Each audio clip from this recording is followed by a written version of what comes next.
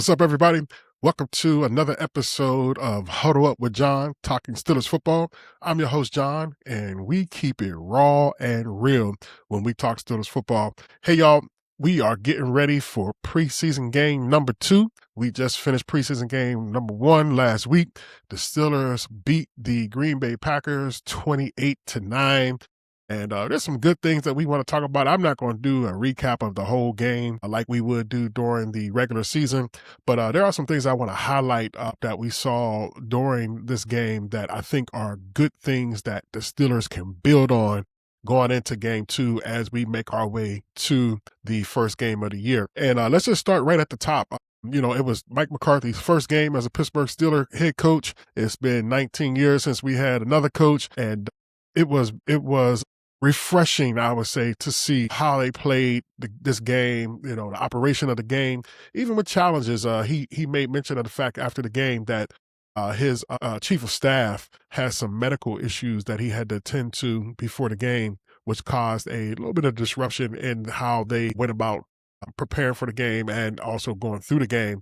But they was able to get through it, and they were able to still, successfully do what needed to be done with the chief of staff being out. But Mike McCarthy, it was his first game. Of course, he's a Pittsburgher. He's a Yinzer. He's from here, so he was excited. His family was there. His family was excited. To even though it was a preseason game. And then the other thing too is it was against his former team, the team that he started off coaching with, the team that he won a Super Bowl with, the Green Bay Packers, with Aaron Rodgers as well. So, of course, that had to, affect him in a little way, I guess you would say. But at any rate, getting to the game, I was very impressed with how he called the game. He is the head coach, but he's also the play caller for offense. Everybody knows that Mike McCarthy has an offensive background, which is one of the reasons why they got him, and his ability to develop quarterbacks. And I think what we see right off the rip is his reason for being here was evident in that very first game. He is able to establish a culture of offense, something that we have not had probably since the Todd Haley days when we had the Killer Bees with Ben, Bell, Brown, back in the 2010s. We haven't had that since then. A good offensive culture, especially not a culture that develops quarterbacks. But you can see he's establishing that. And then also we've seen his footprint has always been his ability to help develop quarterbacks. And we got, outside of Aaron Rodgers, we got 3 quarterbacks at different stages of their career and age, but nonetheless, who have yet to be developed in a way that they can have their full potential maximized on the football field. And yes, I'm talking about Mason Rudolph. He's 31, but he has never been invested in a way that would help him to be everything he could have been as a professional quarterback. I believe that wholeheartedly with my heart. I believe that Mason Rudolph was a gifted quarterback, skilled quarterback with a big arm, big guy, big arm, has limited mobility, but he has enough mobility to do some things. We just haven't seen it because, he hasn't had a full chance to do it. However, nonetheless, his arm is good. He has good head on his shoulders. He knows how to read defenses. He knows how to process things, and so if he had just had a coach like McCarthy to develop his mechanics better, to develop his understanding of how to play offense, I think Mason Rudolph would have been a better quarterback, maybe have even been the successor to Ben Roethlisberger that everybody envisioned. But nonetheless, you got, the 2 young guys who are Will Howard and Drew Aller.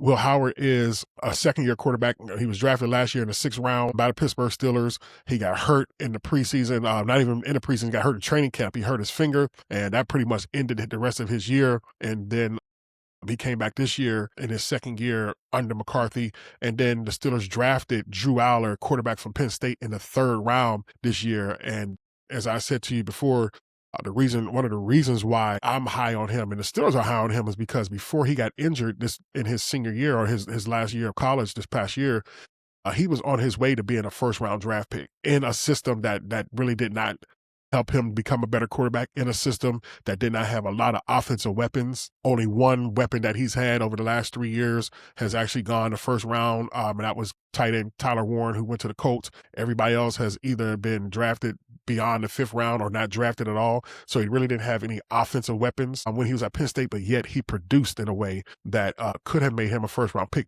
And the Steelers saw how gifted he is. He's tall, he's 6'5". Both of them are tall.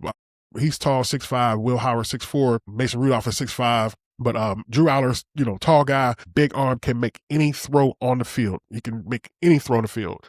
And also, he has the ability, to grow. He has the room to grow. He has he has the room to grow as a quarterback if he was placed in the right system. And so the Steelers drafted him because of that. Because again, Mike McCarthy and his system of developing quarterbacks, the same way he developed Aaron Rodgers, the same way he helped with other guys like Steve Bono, Dak Prescott, Joe Montana early in his career as a coach.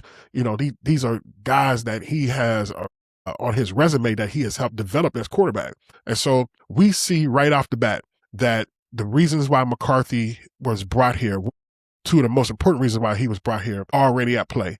The offense, again, in this game looked really, really good. And again, don't get me wrong. I know it's a preseason game and there's, no need to, to bite my head off. I know it's just a preseason game, but you can't knock the production of what they did in a preseason game. You cannot ignore how they looked, how they ran plays. You can't ignore the quarterbacks and their ability to make plays. You can't ignore all that stuff, So, it's important for us to, to highlight it, and then hopefully they build on it. But again, you've seen the offense score 4 touchdowns. I mean, they scored 4 touchdowns, and they would have scored 5 had it not been for, just some really, unfortunate situations. So, let's look at it. Mason Rudolph started the game as quarterback. He started the game. He didn't start too well. The offensive line, this is a low light of the game. The 2 starting tackles, Troy Fautanu at left tackle and Dylan Cook at right tackle, they didn't look too good in those first couple drives. Both of them gave up easy pass rushes to get Mason Rudolph sacked that ended drives. Troy Fautanu had, again, these penalties have been plaguing him throughout camp. We understand that he's been false starting a lot. I don't know like how anxious he is or what's going on with him, but he need to calm down or something. But he had another false start, and then the Steelers began to drive. Mason Rudolph stayed in the game. He led a 16-play, 99-yard drive all the way down to the 1-yard line. They actually had a touchdown by Lou Nichols, running back number 35. However, Troy Fautanu again gets called for holding, and that brought the touchdown back. And so they tried to go for it on 4th and 1 from the 1-yard line. And Mason Rudolph hit Pat Freiermuth, but Freiermuth couldn't break a tackle out in the left flat. He couldn't break the tackle to get to the end zone, so they turned the ball over. However, it don't. I mean, of course, we would like to see him score a touchdown, but it's preseason. What was impressive was the 16-play, 99-yard drive led by Mason Rudolph, which showed again, that he is becoming firmly entrenched as the quarterback too. And we're going to talk about that in a little bit because that's going to be my real and raw moment for tonight. But he gives way to Will Howard, and Will Howard came in. He had some adversity at first too, a couple plays that were negative plays, got sacked, ran out of bounds instead of throwing the ball away, but he responded in a good way, which is something you want to see. Again, who cares about the yards and touchdowns, stuff like that? Some of the nuanced stuff that you want to see is how does this guy respond when the first drive or two doesn't go his way? How does he come back from that? That's what quarterbacks, have to be good at. And he came back in a major way. They gave him a chance. We gave him a chance to run the 2-minute offense. Which was going to be something we want to see the quarterback do. We want to see him run a 2-minute offense. And man, he ran it to perfection. I mean, 8 plays, 80 yards. It was only like 153 to start. He didn't even get it at the 2 minutes. It was like 153 to start. But he drove him down the field, went all the way down there, scored a touchdown. Lou Nichols, again, the running back, he scored from 1 yard out, scored a touchdown, and that gave the Steelers their first touchdown going into halftime. He came back out in the second half, and he led 2 nice drives. One was where he was hitting tight end Robert Tonyan, who comes over from Green Bay, actually, to join the Steelers, and Aaron Rodgers, and he hit him like 3 times in a row. I think it was like a 16-yarder, a 15-yarder, and a 22-yarder. And the last one was, it was 22 yards, but it should have been a 23-yard touchdown, but it got called back because his knee was down before he went in the end zone. That's when Nichols punched it in from the 1 yard line. And Yeah, so Will Howard looked good. He looked pretty good. Then he gave way to Drew Aller. Drew Aller came in, and Drew Aller looked really good too. And here's the thing: like Drew Aller made some good plays, but what we were looking for is the footwork and the mechanics, the things that were holding him back when he played at Penn State, the things that made him, make bad decisions and things like that when he played at Penn State. Could those things been rectified and fixed under McCarthy in his school for quarterbacks? And listen, when you watch it, you can't even tell that the boy ever had any issues. Maybe one pass or so where he threw off the back foot or something like that, but his arm is so strong. You can't tell him not to do that because he has the giftedness and ability to do it. How many times we've seen Ben Roethlisberger with that big arm he had, his mechanics be so terrible, so wrong. But I mean, and some of the stuff that Ben would do: roll right, roll left, roll back right, throw the ball back left, and hit somebody right on the money, 30, 40 yards down the field because his arm was so good. His arm talent was good. Well, Drew Aller has that kind of Ben Roethlisberger arm talent. He's Ben Roethlisberger big, 6'5", with big arm. And, so maybe one pass where you're seeing, he threw off the back foot or something like that. Mechanics wasn't altogether right, but he hit a guy right in stride on a streaker, on a slant rather. But the big play that he made was the slant pass that he hit rookie Caden Weigand on for a 74-yard reception. Weigand didn't score, should have scored. You shouldn't be getting caught from behind when you got those, you got that kind of a head start on the pass. But he got dragged down from behind, and then after that, Aller did a little quarterback read option and tucked it in for a 3-yard touchdown, and that made the score 14-9. That was their second touchdown. He drove him down the field again. Aller hit Weigand. This time he had a touchdown for a 5-yard pass, and then Aller had another drive right when the game was about to be over. They drove down the field and scored another touchdown with a pass to another rookie, the fourth round pick, Riley Nowakowski, the guy who's an H-back / fullback, hit him for a 4-yard touchdown pass, and that was their 4 touchdowns that gave them the win. While the defense only gave up 9 points to the Packers, three field goals, didn't give up any touchdowns. They look pretty solid, man. The defense looked pretty solid.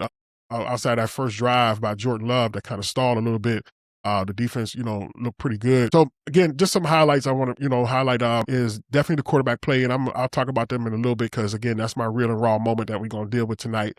But the running backs with Lou Nichols look pretty good. Lou Nichols, that guy looks like pretty solid runner. He has the power to run inside, and he has a little bit of speed to get to the outside. We've seen that on the touchdown that got called back by Troy Fautano's hold. He didn't have anything up the middle. He hit that left outside and was able to get to the end zone. But again, it got called back. So running backs was okay. I really like the wide receiver play from Weigand, getting separation. Roman Wilson, he made a couple plays. Man, Jeremy Bernard, our second round wide receiver that we took in the draft. What a nice running catch that he had. He caught the ball on the right sideline, broke a tackle, and hit down the sideline. He looked like he's going to be really good and make some plays, especially in open field. Nice open field runner, and who's big enough to break tackles. So good plays by them.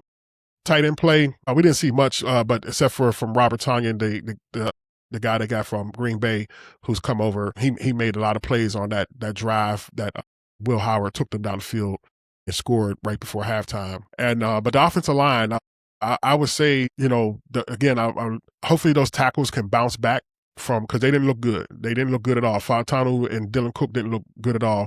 The penalties with Fautanu, the rushes that was given up by both of them that got Mason Rudolph hit twice. Yeah, they didn't look too good. But I will say one thing I was really happy about with the offensive line is that Broderick Jones, man, he ended up having to play pretty much like the second quarter on to the end of the game at left tackle, and he was solid. Solid play from Broderick Jones. I wouldn't be shocked, y'all, if you see Broderick Jones at left tackle and they move Troy Fautanu back to right tackle, especially with the rookie Max Ahanature. He's hurt. He hasn't played. He didn't play in this game, and he's not going to play in this game this week against the Jets. he's not going to be the starter by the first game of the year if he can't get on the field if he's still injured. And so if Broderick Jones continues to play like he's playing, how could you not make a place for him to start? And I would not put him back at right tackle. I wouldn't do that. He was not very good at right tackle. He's been very good. He was very good before he got hurt last year at left tackle. He was starting to really, really come on and play ball like we expect him to. And he's been really good in training camp. And then this first game, he was solid. He was solid. How could you not consider putting him back at left tackle and putting Troy Fautano back at right tackle where he played well last year? I know y'all heard me say a couple of weeks ago about all the shuffling or whatever, but I mean, that's what happens when you draft people out of position. You draft, you got two left tackles, two first-round left tackles in Fontano and Broderick Jones, and you got Max Hanachor, who's the right tackle, but he can't get on the field. So, and Dylan Cook, if he's not up to par, he was undrafted. I mean, he wasn't even a draft pick. He's starting because he played pretty well at left tackle last year due to all the injuries. But yet and still, we'll see. Let's see what happens against the Jets. See how it works out. See what Broderick does, and go from there. But everybody else decided didn't really talk much about anybody else. One other guy on the line that I thought had a really good game, but I'm just sad to hear today, just got reports today that he was injured, was the rookie from Iowa, Jennings Dunker. He played left guard. He looked really solid, and he played right guard. Pulling, and he's a mauler, man. Like, probably had a little bit tough time with pass protection, but they said that about him though, that so he has room to grow. I wouldn't doubt by next year he may be pushing for a starting spot. Maybe he may even allow them to let Mason McCormick walk next year, who would be a free agent, and plug him in at the guard spot, or he may take the guard spot from Spencer Anderson. We'll see how that shakes out. In the future. But other than that, on defense, just some highlights on defense. Nothing really to say about the front seven. Wasn't nothing that stood out, other than the rookie from Notre Dame, Gabriel Rubio. He really stood out in the run defense, man. 6th-round draft pick. That's rare, right? Really rare to see that. But he's the reports are that he's been doing really good in training camp. When I went to training camp last week, he really stood out in the goal line, man. Like, he was busting through the line, hitting guys in the backfield. So he looks really good against the run, and he did the same thing on last week against the Packers. So definitely excited to see him. He may be playing himself onto the roster and causing them to possibly remove somebody like Logan Lee or Dean Lowry, who were former draft picks, and Lowry, former free agent who was pretty good for us. So Rubio may be making them rethink that. Other than that, nothing major to stand out with the linebackers. The secondary played really well. I thought the backups did really well. I'm really excited about Asante Samuel Jr. Again, this could have been my real and raw moment tonight, but I'll just make it a minor one. If Joey Porter decides that he's going to hold out and not come to camp or not come back to the Steelers before the season starts, I would not blink. I would not be concerned, because Asante Samuel Jr. is a baller. He's a baller. He's good. He's a good cover corner. We knew that before he got hurt in San Diego, LA, the Chargers. He got hurt and he had to have that fusion surgery in his neck. But now, he's had a year under his belt last year with us, to kind of get his feet. And he's been, man, he came out the game on Friday Thursday, and man, he looked good. He looked good in coverage, breaking passes step by step with the guy, broke up a touchdown pass that was thrown his way. Asante Samuel makes me feel okay with Joey Porter and his holdout or whatever's going on with his back. They say he got back issues, but I mean, he had a back issue. That's why he's on a physically unable to perform list. But okay, I think he just physically unable to perform because he won a contract, which I don't blame him. I would be leery about stepping on the field too and risking injury, hurting something, tearing something up, and it's the last year of my contract. And then, I'm hurt for the year, and then all of a sudden, when I come back, y'all don't want to give me no money at all. So, I don't blame him. I would want the money too. My problem with him is that if reports and rumors are true, he's asking for something that he has not earned yet. And I'll argue with anybody about that. He has not earned to be a top 3 corner and make that kind of money. He's just not. He's not a top 3 corner in the league. He's not even a top 5 corner in the league. I can name 5 corners that are better than Joey Porter Jr. Is he ascending? Sure he is. Is he going to get better? I certainly hope so. Is he going to get better under now a new coaching staff and coaching that can help him develop? Sure he can, but he ain't there. That's the problem. He ain't on the field. He's not practicing. He's not doing anything that this new coaching staff could even do to help him. That's going to hurt him too, because you didn't miss all the training camp. You haven't participated in anything that they've done, not got no live reps or anything. And this is a whole new defense, a whole new scheme. So, you're only hurting yourself when you think more highly of yourself than you ought to.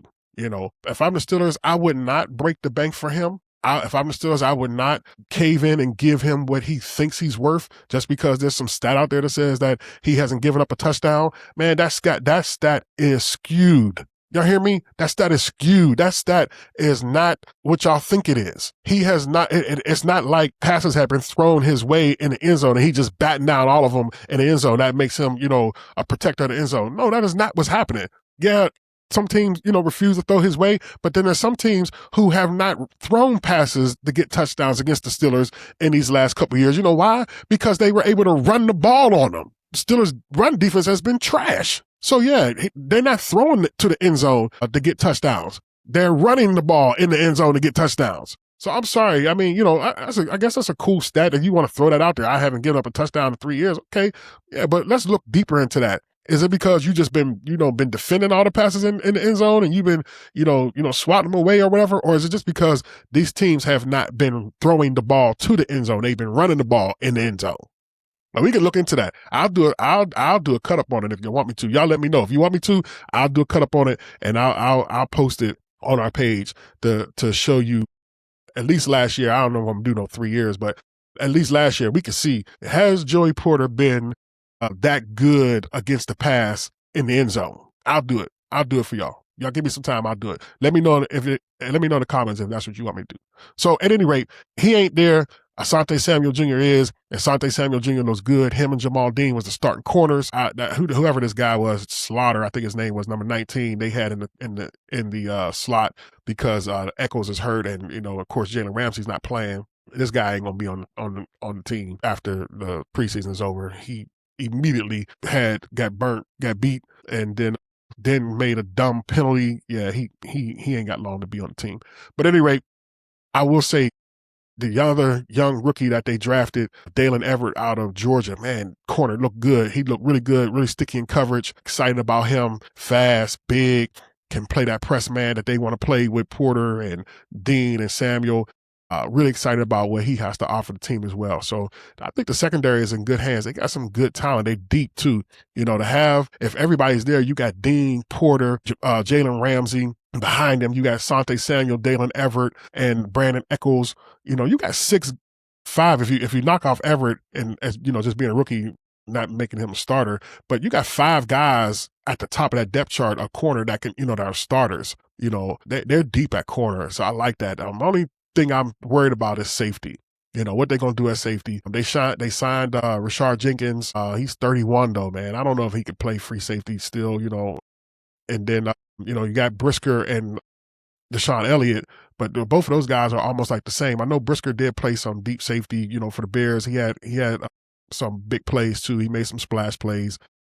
So he's capable of it. I don't know much about him to say whether or not he's that type of free safety that, we have become accustomed to in the Minka Fitzpatrick mode, or even Ramsey last year, that guy that patrols center field. I don't know. Maybe they'll switch on and off with him and Elliott, or maybe put Ramsey back there. Who knows? Who knows with this new defense? We don't know. That's the thing. We don't know what they're gonna do. This is a totally new defense. They got stuff that they're gonna do that we don't know of. I mean, some of the stuff that we've seen Patrick Graham do with the Raiders and, the Giants and, stuff that he's learned from the Giants and from the Patriots. We know that he likes to disguise stuff. He likes to bring pressure and move people around, move pieces around. And people are talking about that. TJ Watt is talking about how, now he's moving around, something that we've been asking to happen for him for the last couple years since he was being stifled coming off that left end. So we don't know. We'll see what happens with this defense. We'll see what they do. We'll see how they, roll out. One of the things I did notice is that we did see on Thursday, we've seen a lot of different formations. So we've seen them play the 3-4, seen them in a 3-4 package. Then we've seen them in a 4-3 package. And the personnel it was Pat Smith, Derek Harmon, Keanu Benton, Nick Herbig. Watt didn't play this game. they were the 4 down linemen, and then I'm sorry, that's wrong.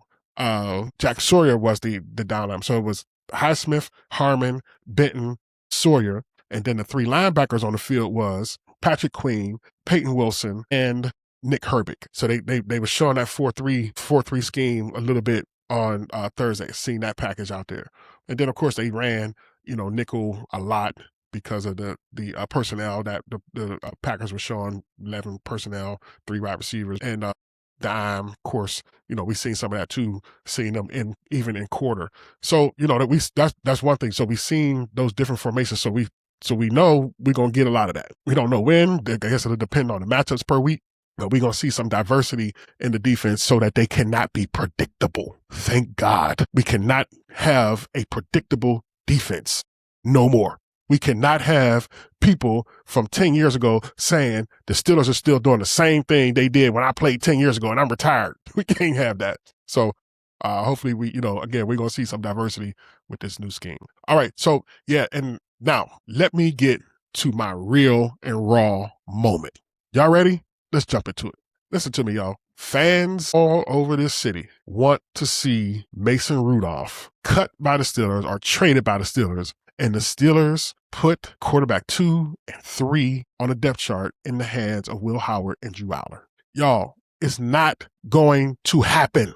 It's not. I don't care how great Will Howard plays or how great Drew Aller plays. It's not going to happen for a few reasons. One, Mason Rudolph is not a bum. He's not. I don't care what y'all say about how many picks he's thrown or he's not mobile. One of my friends told me that he don't read his progressions. If you watch this game this past week, in the preseason game, you clearly seen Mason Rudolph going through progressions. He does go through his progressions. He's not a first read option. That's not true. You got to watch the game. You got to watch the game again and watch him intently, exclusively. And you will see him start right, go left. You will see they even had plays where they had stacked their routes, where you have underneath second tier and a third tier, where you see him choosing maybe the second tier or trying to go to the third. He's not that dude, and he's not a bum. He's a guy who has experience. He is gifted. And Mike McCarthy loves Mason Rudolph. So much so that just today, in Mike McCarthy's press conference prior to the game, he says that I have seen enough of Mason Rudolph that I don't need to see him play in the preseason. He's impressed by him because he is gifted. I'm telling y'all, he's 31, but he's gifted. He just did not have the kind of investment in him that you see other quarterbacks have. He didn't have the same investment Ben Roethlisberger had. When Ben Roethlisberger came into the league, Ben Roethlisberger, first of all, he was a first-round draft pick and he was superly gifted, but he had Bruce Arians as his quarterback coach. This is the same dude that helped develop Peyton Manning. He was his quarterback's coach. And he had, Bill Cowher was smart. Bill Cowher hired good offensive coordinators who knew how to work with quarterbacks and knew how to play offense. He had Mike Mularkey, and then after that, man, why is his name slipping my mind? The guy that left us and went to go coach Arizona, and we ended up beating him in the Super Bowl, and then he left and went to Arizona, and then we ended up facing him in the Super Bowl a couple years later. Yeah, so Ben had Ken Wisenhunt as his offensive coordinator, who was brilliant, man. He was offensive mind was brilliant. So Roethlisberger had Wisenhunt and Bruce Arians, these guys who helped to develop him as a quarterback. And after Arians left, after they lost the Super Bowl against Green Bay, Arians left, then they hired Todd Haley, who is definitely knows football. As a matter of fact, people hate on Haley, but the Steelers' offense under Todd Haley statistically was the best in the history of the Steelers franchise. Yeah, they had never had a 3,000-yard passer, 4,000-yard passer, 1,000-yard rusher, and 1,000-yard receiver in the same season, 2-3 seasons in a row. That had never happened until Todd Haley helped save Ben's career by creating an offense that would protect him. But anyway, that's not my point. My point is that Ben had people in his career that helped develop him as a quarterback. Mason came into the league and Randy Fitchner was the offensive coordinator. Come on, y'all. He was arguably, next to Canada, the worst offensive coordinator we ever had. He was a wide receivers coach. You know nothing about playing quarterback. I mean, I guess he was Ben's quarterback coach or whatever. Ben liked him because he did whatever Ben told him to do, But anyway, he didn't help develop Mason, and he probably wasn't going to help develop Mason because of his relationship with Ben. Probably why Mason was so agitated by not just Ben, but the whole culture, which he spoke on today. He talked about how jealous he is of Howard and Aller because they are being brought into a culture that helps develop quarterbacks, something that he did not have. But now, even at 31, I mean, he knows that he may not be a franchise quarterback anymore because, his age or whatever, but he is being developed. And Mike McCarthy trusts him. And hear me, y'all, this is my point I want to make. This is my real raw take here. The Steelers are all in this year. They are trying to win a Super Bowl. And you have to understand, when you have a 42-year-old quarterback who missed some time last year because he got injured, and you got an offensive line that you're really not sure of, they're growing, but we're not sure that they're already there. You have to make sure that whoever is behind your starting quarterback, you trust them to be able to at least play competitively and give you a chance to win. And I don't care what y'all say about what happened last year when Rodgers got hurt. They lost to the Bears. They did not lose to the Bears just because of Mason Rudolph. Did he throw a pick? Sure he did. Did he throw it right to the guy? Sure he did. But did he put them in position to win the game? Absolutely. They should have won that game against Chicago.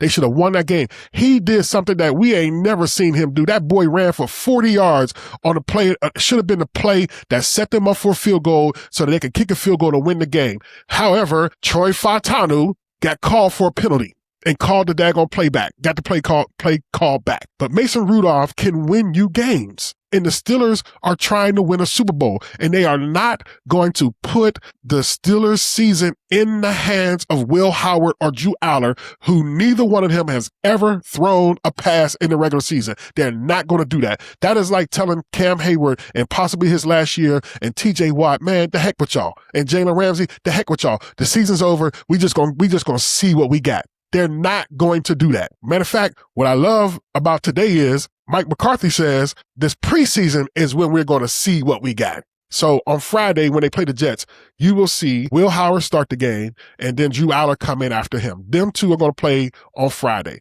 That's when you see what you got. You are not going to do that in a regular season. They're not going to take that chance. They're not going to risk blowing the season just so they can see what they got. You can't. We are all in trying to win a Super Bowl. This is Aaron Rodgers' last year. This is possibly Cam Hayward's last year. They have to go all in, and they cannot take a risk at that quarterback 2 with Will Howard or Drew Aller. So fans, get over it. Mason Rudolph will be your quarterback 2 this year. Get over it. That's my real raw take today. Mason Rudolph will be quarterback 2. He's going to be the backup. I don't believe there's nothing Will Howard or Drew Aller can do in these next 2 preseason games that would make the Steelers forget about how gifted Mason Rudolph is and forget about his experience as a backup quarterback. That's what they want. That's what they need this year for Aaron Rodgers, an experienced backup quarterback who's going to help Aaron. See, that's the other thing some of y'all fans forget. Y'all think that the backup quarterback, he's just waiting to come in and play the game. No, the backup quarterback helps the starter. He helps him see things that he don't see. You ever listen to Ben Roethlisberger's podcast? He talks about it all the time. He don't never mention Mason because he's a hater, but he always talks about Charlie Batch and Byron Leftwich and Bruce Gradikowski and Joshua Dobbs, and Landry. No, he don't talk about Landry either, but he talks about those guys who he liked and he would say is that they would be his other 2 eyes. So when he comes out the field, they would share things with him that they seen that maybe he didn't see, because that's what a quarterback 2 does. And that's why you need Mason Rudolph, because his experience will cause him to be on the sideline looking for stuff that he knows about and that he's experienced. Well, Howard and Drew Aller ain't experienced nothing, so they can't help Aaron Rodgers. But Mason can. That kind of thing is valuable when it comes to quarterback 2. Not just can they play, but can they help quarterback 1 play too? So I'm done with my rant. I'm done with my real and raw rant. Mason Rudolph will be your quarterback 2 starting the season, and I'm happy for it because I believe in him, and I think that if, God forbid, anything was to happen to Aaron Rodgers, he gives you the best chance to win games if that defense plays well more than those 2 young guys.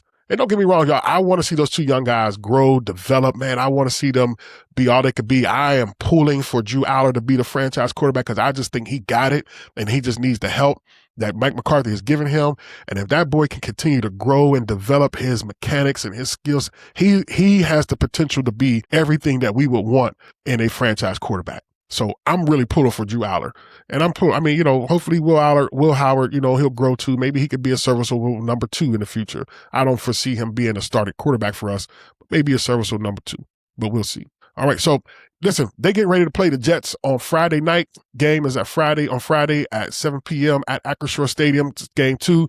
And as already been mentioned today by Mike McCarthy, that he said, I've seen enough of Mason Rudolph, and I know enough about Aaron Rodgers that I don't need to see neither one of them play. So neither one of those guys will play on Friday night. Again, Will Howard will be the starter. Drew Aller will be coming after him. I'm assuming they'll probably play a half a piece. That would be cool.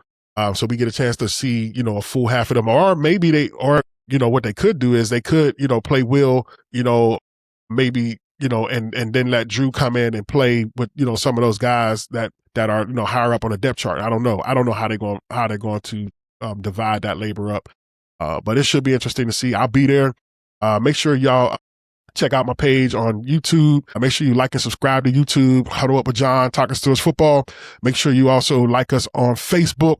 And also make sure you go to Instagram and TikTok. We got pages there as well. And you will see, some of the highlights. We've been posting highlights from the games. We were posting, last week they did Renegade, man. And, the stadium goes crazy, of course, with Renegade. But it was fun. It was fun times. But make sure you follow us. Make sure you continue to check in as we give it to you real and raw, like in raw and real. I'm not going to sugarcoat nothing. I'm going to tell you exactly how I feel. Raw and real, I'm going to tell you how I feel, right? So, yeah, we're looking forward to this week, though. And what we're going to do is we'll come back again next week and talk about Friday's game and then get ready for the last game, which is against Buffalo, and also getting ready for cut downs, because cut downs are going to happen right after that Buffalo game as the Steelers got a chop. There used to be times where they could just take their time and do a couple people here, a couple people there. Now they got to go from 90 to 53 all in one big chop. So that's going to happen right after that Buffalo game. And so we'll be talking about that as well. All right, y'all. Hope y'all enjoyed this episode of Huddle Up with John, Talking Steelers Football. And again, we're excited about this week. Get to see these 2 young quarterbacks play. Hopefully they do well. Hopefully they improve. And hopefully, they show us some things that help us to feel at ease about the future of our quarterback position. All right, y'all. Thank y'all for joining me. Y'all have a good night. See y'all next time. Peace.